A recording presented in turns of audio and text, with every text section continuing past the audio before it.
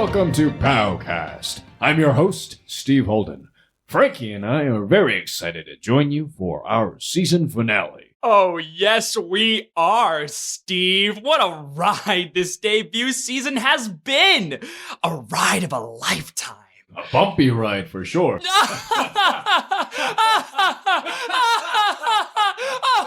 Oh, Steve, you absolutely kill me. You know, there is no one else I would rather have here at my side in this beautiful studio but you. I completely agree with that statement, Frankie, and we are thrilled to welcome our final guest here today. Yes, we are, Stevie. Okay. This mysterious new alpha has been making the rounds on K-Book and Quick Talk, where she is shown doing some truly impressive work, if I do say so myself. Please welcome Psych Ward. Okay, first things first. Can we not call me that? It makes me sound like a serial killer. Or a frat boy. Our apologies. Like my associate Frankie was saying, Emma here has been recently identified as the new alpha human roaming the streets, sporting immense telepathic abilities. Naturally, we here at PowCast thought of this as the perfect opportunity to be the first of the news outlets to get the scoop on America's newest gravity-defying superhero. Especially one... No, you can go ahead. Especially one with quite the skill set. One could even say it's Independence Squad material. Oh, I don't know about that, but... But first... It's time to take some calls. Are you Emma? We do have an Emma here, yes, and you, sir, are on PowCast. Oh, it's this guy again. You've been here 3 times, man. Emma, how old are you? Underage.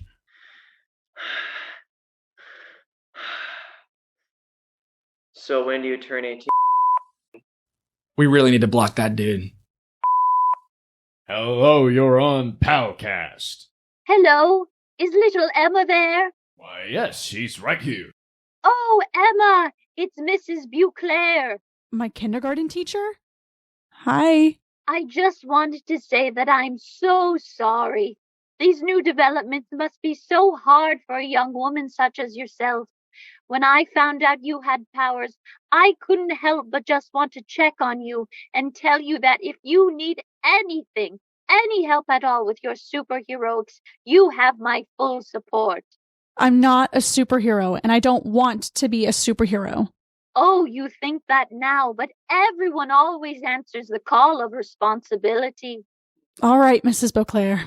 You remind me so much of little Kevin Burke.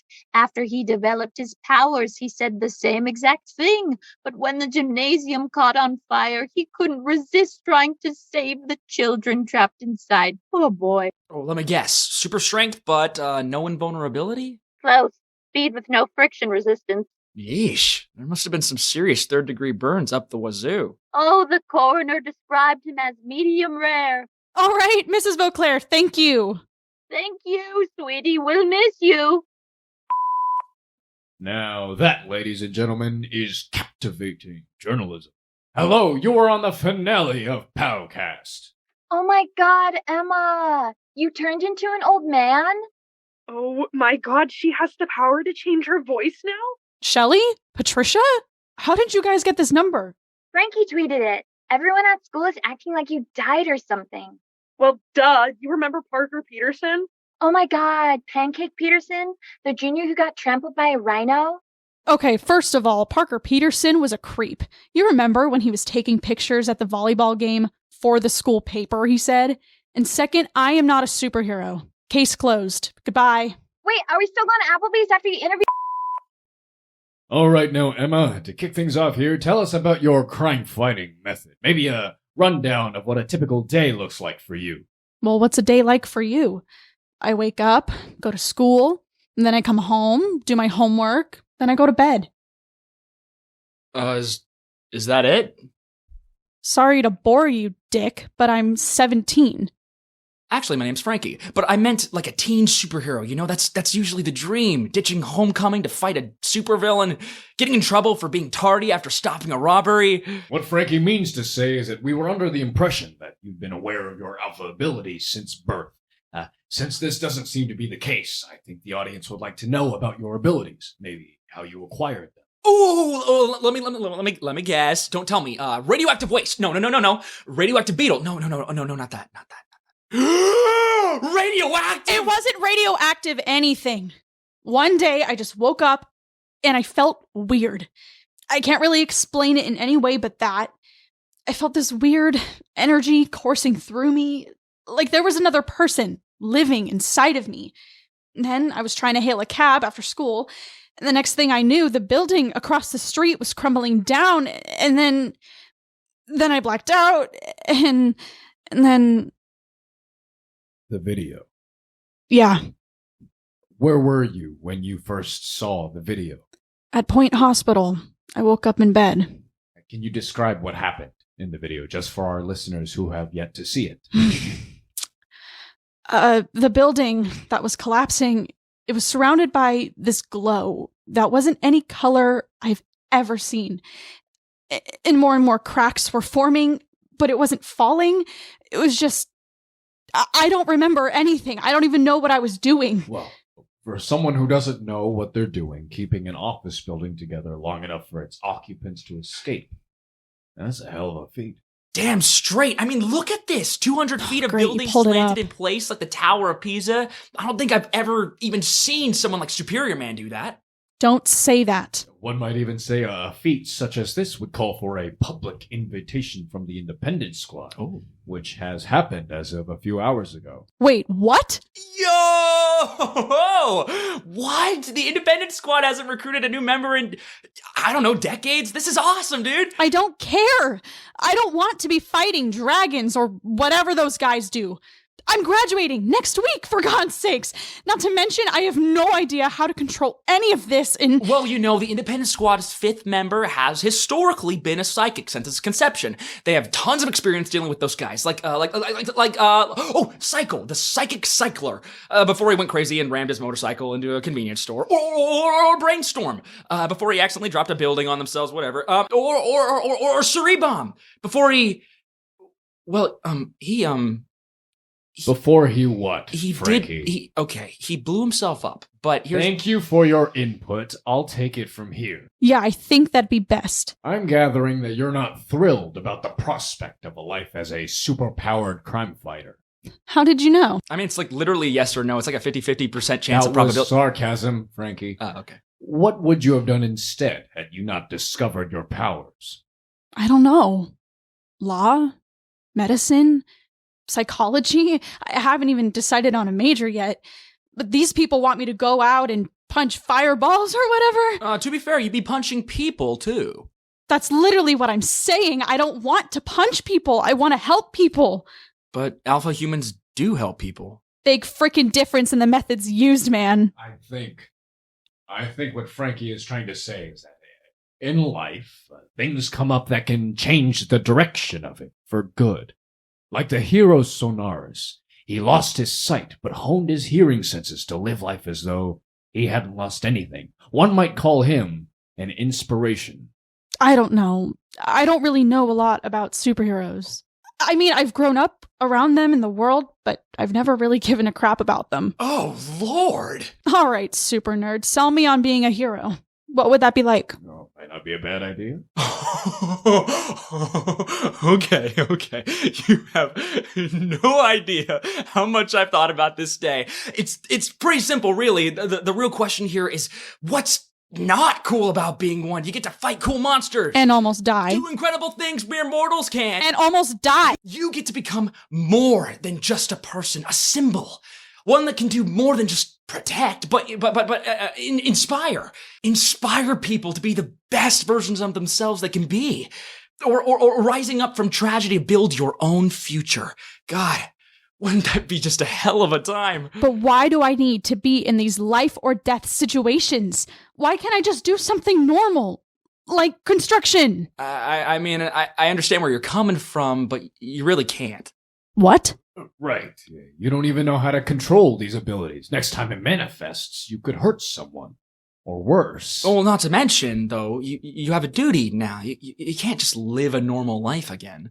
2 days ago, I was deciding whether or not to skip gym, and now, what, I'm being, drafted? It's not a draft. You're allowed to say no. We're telling you that you shouldn't. You have a responsibility, something that should not be taken lightly in your community. My community? Yeah, it's scary, but it's better than doing nothing, right? If you can do something about the injustice in the world and you don't, well, then you might as well just contribute to it. That makes zero sense. If anything, you two are forcing me to do something with my powers that I don't want to do. That's the injustice here. Emma, be careful. That manner of thinking leads down a very dangerous path.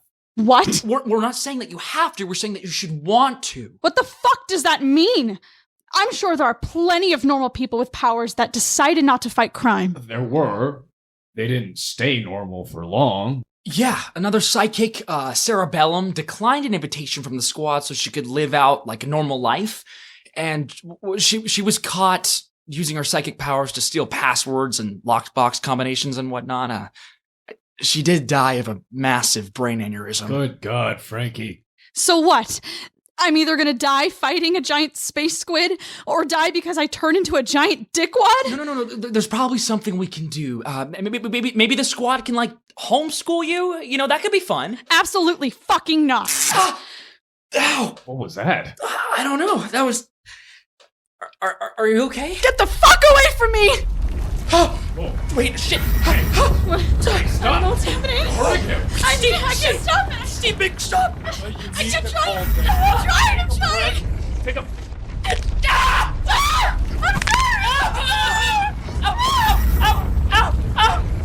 sorry! It's gonna be okay! Ow!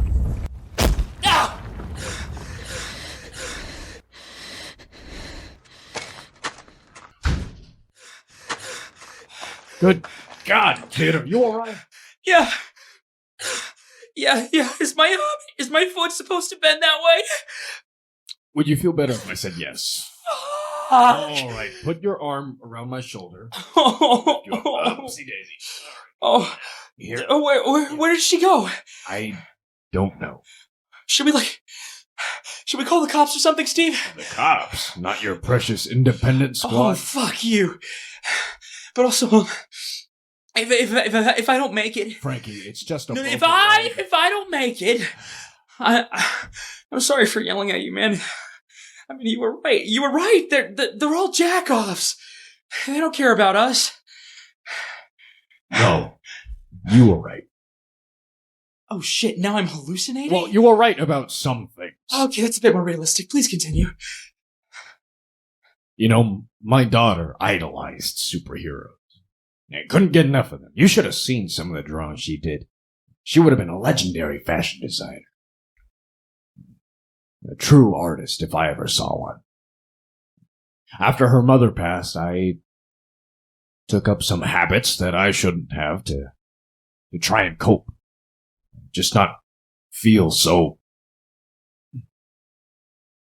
And then they took her away from me. As they should have. But of course, the foster care system being what it is, she fell in with the wrong crowd, and long story short, by the time I sobered up, she was in and out of detention centers, rehabilitation centers, the whole 9 yards.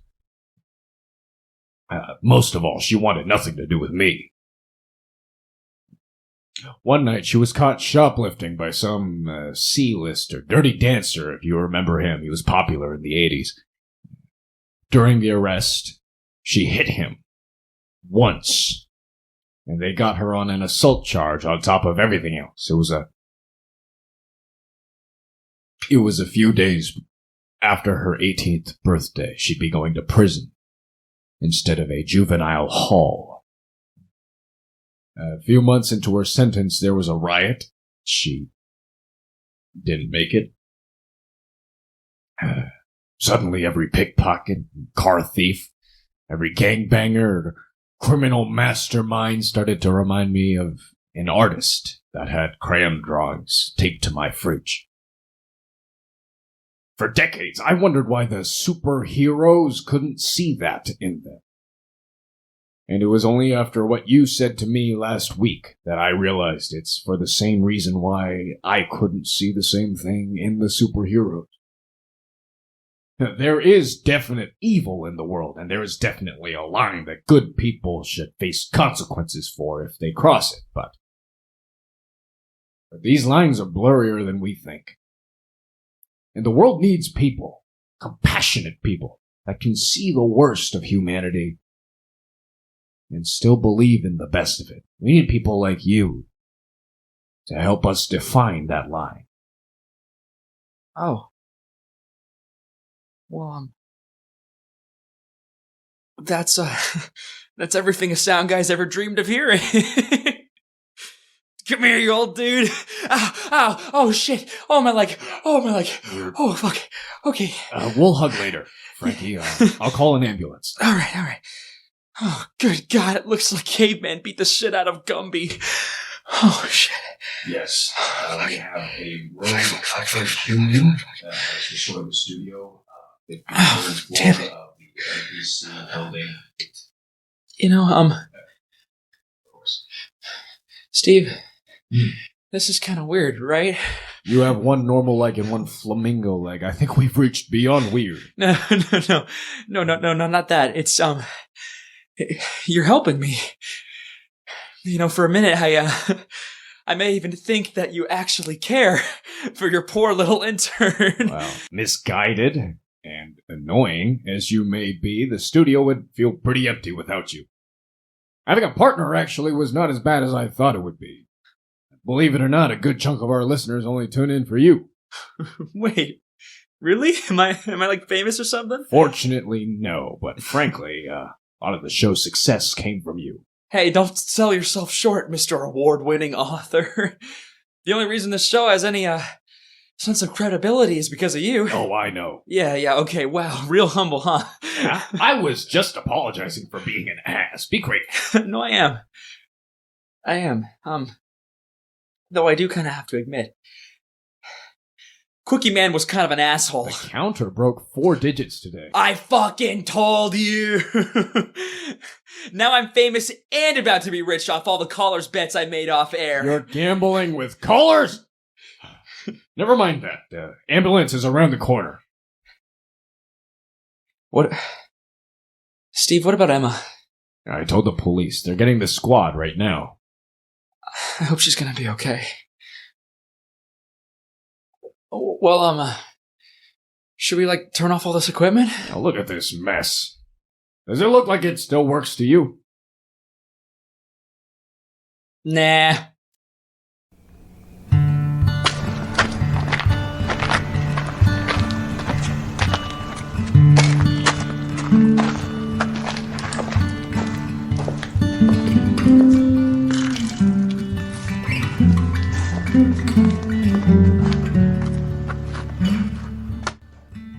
PowCast. Created, written, and directed by Sean Barnett and Tommy Tran. Starring Tommy Tran, Izaiah Rhinehart, Izaiah Jalen Payne, Kobe Cole, Jack Gemmel, Wyatt Rhinehart, Jacob Morlack, and Mia San Angelo. With additional performances by Sean Barnett, Tris Yoon, Sabrina Gilbert, Tommy Caringella, Jillian Barnett, Naomi Berg, and Kennedy O'Neill. Sound design, editing, and mixing by Sean Barnett. Original music by Izaiah Rhinehart.